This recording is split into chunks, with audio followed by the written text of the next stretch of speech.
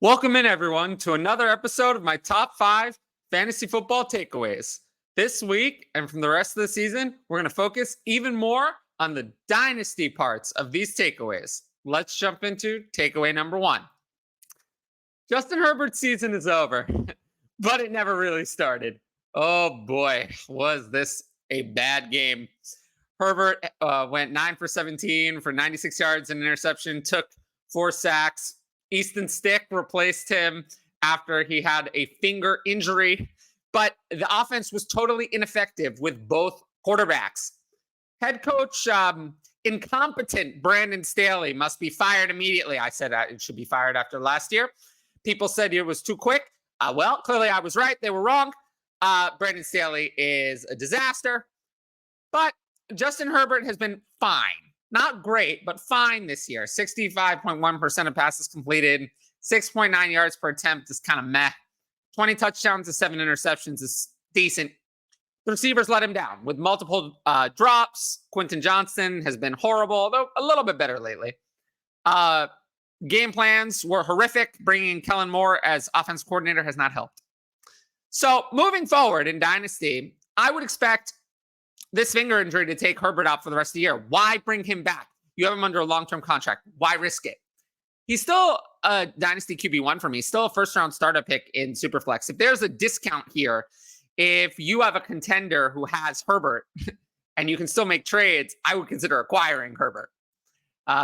Quentin Johnston will still be there. Quietly, he's been a little better. 8 catches for 143 yards over the last 2 games.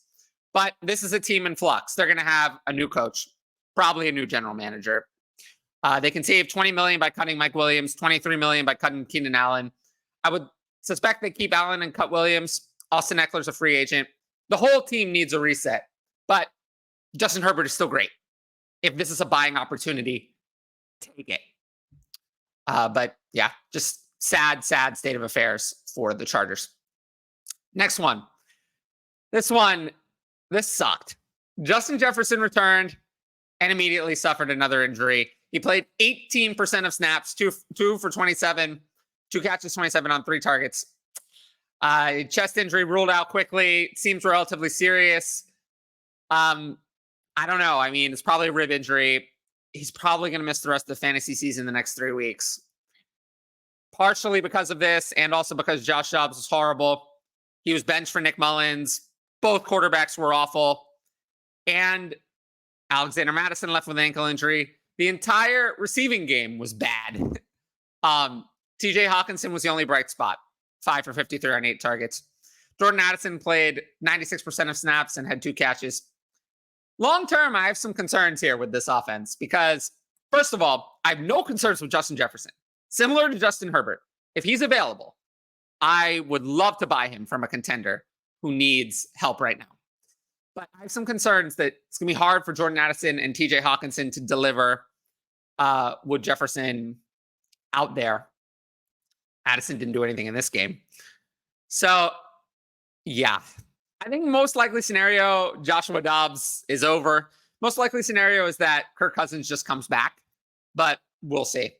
That's what I'd be hoping for if I had Justin Jefferson on my Dynasty team. But either way, he's a strong buy. At this point, it just sucks to see him wait all this time and then come back and suffer a completely unrelated injury. And no, I'm not having that Justin Jefferson is injury prone. I don't think that that's the case at all. CJ Stroud suddenly struggled in this game without Tank Dell and Nico Collins and in the weather. Weather's not a good excuse. I mean, Zach Wilson was 27 of 36 for 301 and 2 touchdowns in the same game. So you can't just blame it all on the weather. But I will say, once Nico Collins exited with a calf injury, Stroud was abysmal. He was 10 of 23 for 91, took 4 sacks, and then left with a concussion. He looked like Bryce Young. I mean, it was terrible. So the receiving game didn't exist, and everyone was bad. I mean, Collins had caught his only target before leaving, but Brevin Jordan was okay, 3 for 35 on 3 targets, 75% snap share, but the committee of John Mechie, Xavier Hutchinson, Noah Brown, and Robert Woods totaled 4 catches for 19 yards between the 3 of them on 4 of them. on 16 targets. They were awful. Now, of course, I have no concerns with CJ Stroud, but the play of everyone beyond Collins shows that Tank Dell is going to be ready for next year. Collins is good, but they need another weapon. Brevin Jordan doesn't cut it. Dalton Schultz wasn't cutting it. These other wide receivers are all bad. They need another weapon. So anyone thinking for Dynasty that they're just going to run it back with Nico Collins, Tank Dell, and crap is wrong. They're going to add someone significant, potentially up to the T. Higgins level, but there are other options. But it's going to be someone significant. So keep that in mind when you're valuing Dell and Nico Collins this offseason. Now, let's get to something more positive. I feel like it's been a lot of injuries. I mean, that was the big news this week, all those injuries and struggles. The Falcons, they ran their offense the way we wanted them to. Now, Desmond Ridder is not it. He lost this game, 26 of 40 for 347, touchdown, interception. He wasn't bad. 4 carries for 15 yards and a touchdown on the ground. He was fine, but he's holding this offense back. However, Bijan Robinson had 15 touches, but played 78% of snaps. Drake London, 10 for 172 on 11 targets, 76% of snaps. Kyle Pitts, 85% of snaps, 357 and 1 on 6 targets. They used, finally, Bijan Robinson, Drake London, and Kyle Pitts on a majority of the offensive snaps. They stopped pulling them off the field for Tyler Algier. And they used 2 running back sets because they realized that Tyler Algier is probably better than any of their wide receivers as an offensive weapon. So the usage of Bijan Robinson, Drake London, and Kyle Pitts was good. So if they can get a quarterback, I think everything's going to be okay. And Drake London, 10 for 172 is amazing. So I hope that they get a good quarterback, but at least it's nice to see the high-profile weapons getting run, because that's what I want to see. Last one, and this is mostly a Dynasty one as well. Joe Mixon dominated touches in this game, but Chase Brown is jumping onto the scene. Mixon had 21 carries for 79 and a touchdown and 3 for 46. He was fine, played 63% of snaps. But Chase Brown, 8 for 25 on the ground, but 3 catches for 80 yards and a touchdown through the air, 30% snap share, splitting the backfield in a 1/3, 2/3 split. That one long receiving touchdown was rather impressive. Of course, Chase Brown should be added in all Dynasty leagues. If somehow he's not, even in redraft leagues, I'm considering adding Brown as a handcuff to Mixon. Of course, he should have been rostered already. The big thing, though, for Dynasty is the Bengals can cut Joe Mixon before the 3rd league day of 2024. Otherwise, $3 million becomes guaranteed. So we'll know very early on whether they intend to keep Mixon or let him go. If Mixon leaves, Brown will gain a lot of Dynasty value, although, of course, the Bengals will add some sort of other running back. However, that might be a good opportunity to sell Brown or to get something like a second for him, which is way more than he paid. So, of course, Chase Brown is on my list of Dynasty risers from this week. Now, if you like these takeaways, make sure to like and leave a comment on the video. And, of course, subscribe to the channel so you can be notified about all of these future videos. And the Dynasty content we're doing is great. This week's Dynasty Stashes video, over 750 views. Last week's 1,300 or more. So we're loving the Dynasty content. We're going to keep delivering Dynasty content. And we will jump into some Patreon questions. Now, only patrons get to ask in advance questions for the YouTube. So if you want to ask those kind of questions, make sure to sign up for the Patreon at patreon.com/fantasyadvice. The link is in the top right corner of the video. That said, let's jump into question number 1. Can Patrick Mahomes be trusted in the fantasy playoffs? His weapons aren't helping him, and he only has 3 games with 20-plus points. The answer is no. No. I don't think so. I think he's more of a mid. I ranked him at quarterback 5 this week. That was too high. I think he's more of a mid to low-end quarterback 1. So if you have better options, you can play other options. We talked about this a little bit. Initial thoughts on Jefferson for the rest of the season. Do you think he comes back? So unlike Justin Herbert, the Chargers are out of the playoffs. I think there is a chance Justin Jefferson returns, if only because if the Vikings make the playoffs, I think he might be healthy by playoff week 1. but I do think he's going to miss the next 3 weeks, and I don't think we're going to get him for the fantasy season. So that's my take. But of course, don't drop him in redraft unless you're sure, because Jefferson, any week he's out there is a must play. But that's kind of my thoughts on his return timeline. Certainly not an injury I have concern with long term.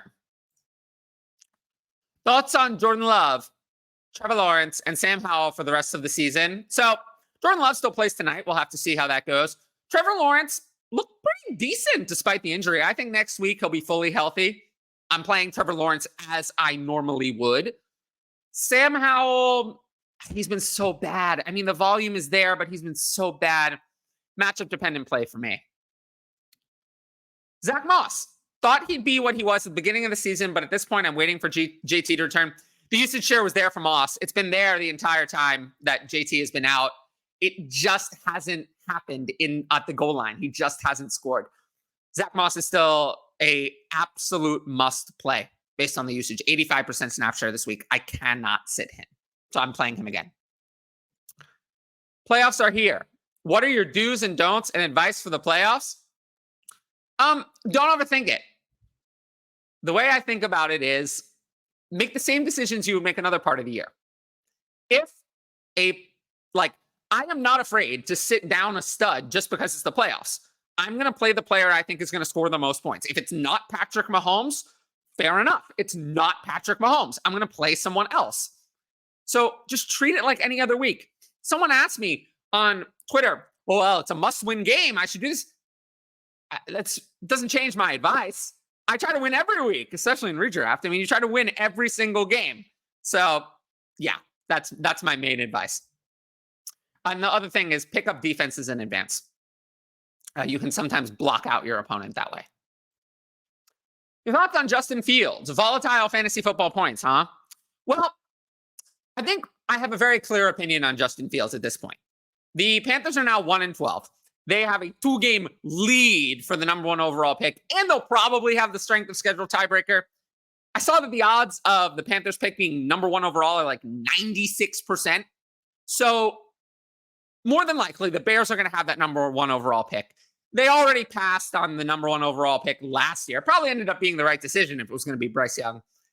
I don't think they're going to do the same thing again this year. I think they're going to take Caleb Williams and trade Justin Fields away. I don't care how much the Bears fan base screams and whines. That's probably what's going to happen. However, I think Justin Fields has played well enough that he's going to be a starter somewhere because there is a lack of competent quarterback play in the NFL. The Falcons, we talked about earlier, the Raiders, these are teams that are too good to rely on getting a quarterback in the draft. They're not going to have access to that type of quarterback. But they're, not good enough to stick with their current quarterbacks. They obviously can't do that. Falcons and the Raiders are the ones that make the most sense, but there are others. Justin Fields is going to be a 2024 starter somewhere, but it's not going to be in Chicago. So, and then, yeah, he's a playable fantasy asset as long as he's out there every week because of the rushing. I want to thank everyone for making it to the end of this video. I appreciate everyone who's watched on the channel so far. And yeah, make sure to check out all the Dynasty content. I'm trying to publish 2 Dynasty videos a week plus this one. And main show every Tuesday, 7:30 p.m. Eastern. We'll take your questions. There's been a lot of views on this last one, so I appreciate everyone for that. But until next time, I'll see you all later.